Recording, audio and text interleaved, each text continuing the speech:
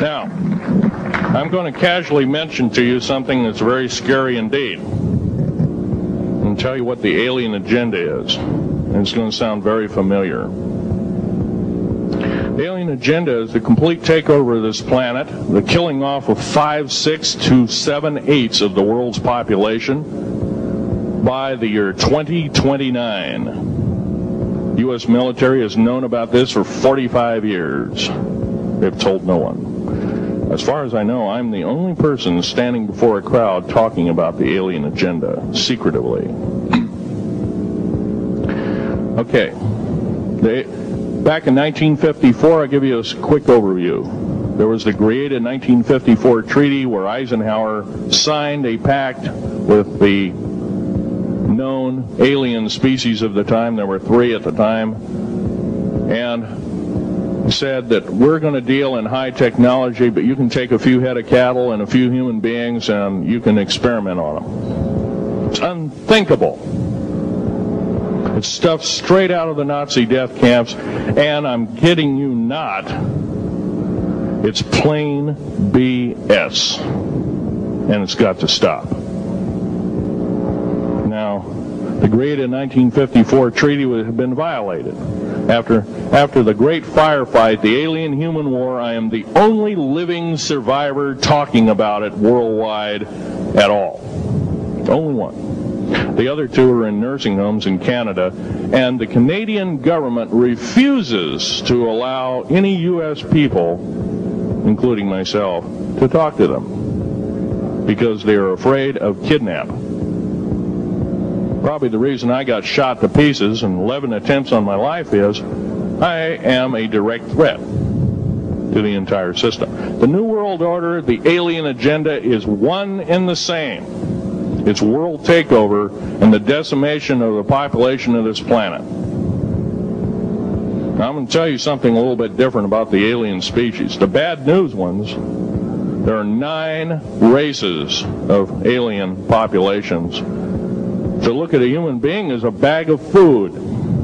They're not cannibals. They don't eat the flesh and the bones and all that kind of stuff. They use the glandular secretions of animals and human beings as a mixture of the vitamins for their food. They get high off of our adrenal gland substances called adrenochrome. It's something like cocaine to them. Now, what can we do about it? Right now, if we do nothing, we can do nothing about it, and it'll continue to go on. Basically, we'll be led in the dark, and you'll keep seeing more and more people disappear. Right now, there's 100,000 children totally unaccountable through FBI archives, cannot be traced anywhere. They haven't been murdered. Nobody's ever seen them. I think they're hauled underneath in some of these bases, and they are summarily done away with, and they are literally eaten. Now, that is a scary thing indeed. And I'm not asking you to believe me in toto.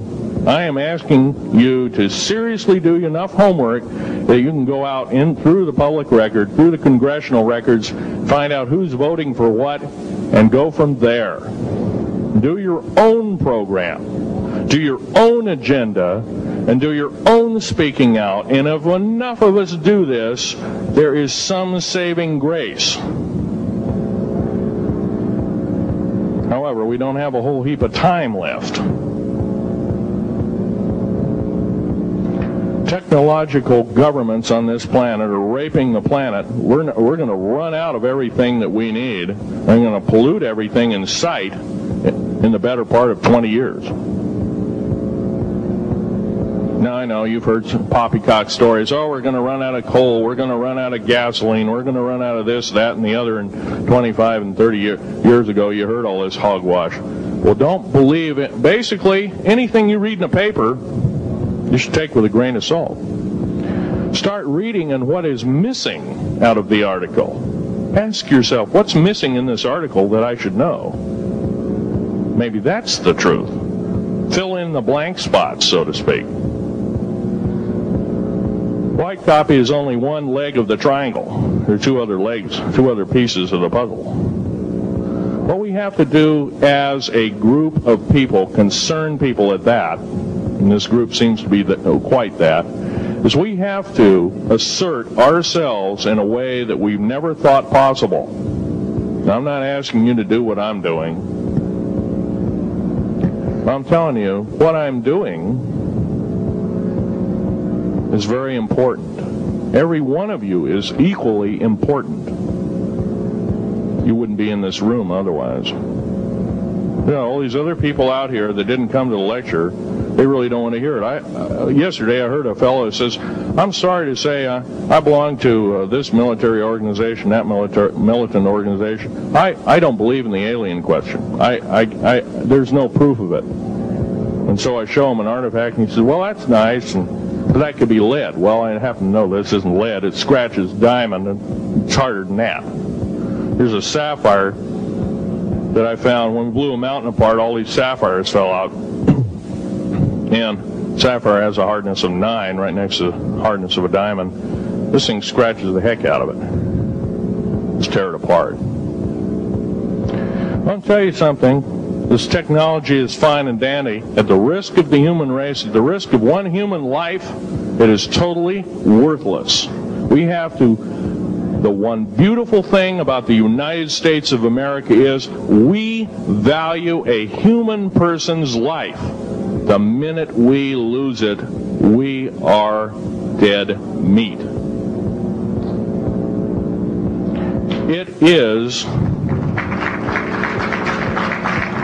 It is tantamount that we get back to constitutional law, and for our officials not to believe in it or obey it. First of all, for a politician to say, well, I believe in the U.S. Constitution, but I believe in gun control.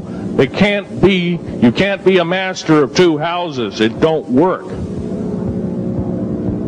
What you must do is tell that politician you are disobeying the Constitution of the United States that you're sworn to uphold, and you are in treason territory.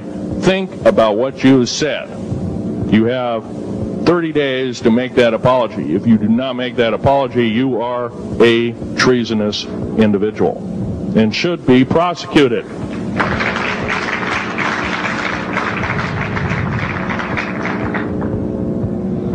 Now, there's a few other things I want to run by you, and they're kind of in rapid fire order.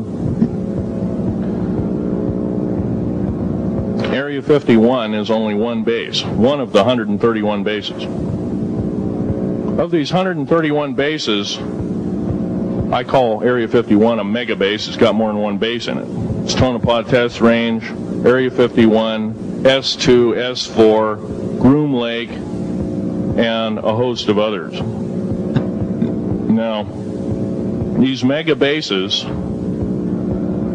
are gobbling up our gross national product. Right now we're spending 28% of the gross national product on building underground bases solely. That doesn't count for the defense budget. That doesn't count for the spare parts budget. It doesn't count for any of that at all.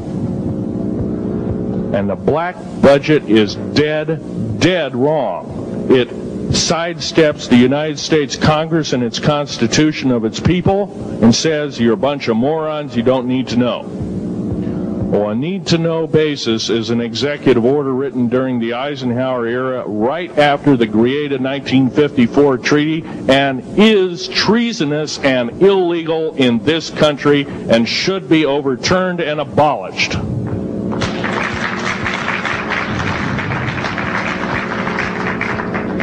I believe in military preparedness. I believe in military secrecy to some extent. Because there's always going to be spies out there, and there are always going to be people that want your hunk of territory, your house, or your ground, maybe even a country like that. Most of us remember what this crazy person in Russia, Zhirinovsky, had to say. We want Alaska back. Well, baby, you're not going to get Alaska back without a horrendous fight. Alaska is my land. I was born here in these United States. I have risked my life and limb for these United States, and I love my United States more than my life. And I will defend these United States against all foreign powers, foreign and domestic. Now, every one of you in this room have probably, to some extent, minor or major, done just that. And that is what this country needs. Patriots you are, patriots you are becoming, patriots and Constitution builders you must continue to be. Now,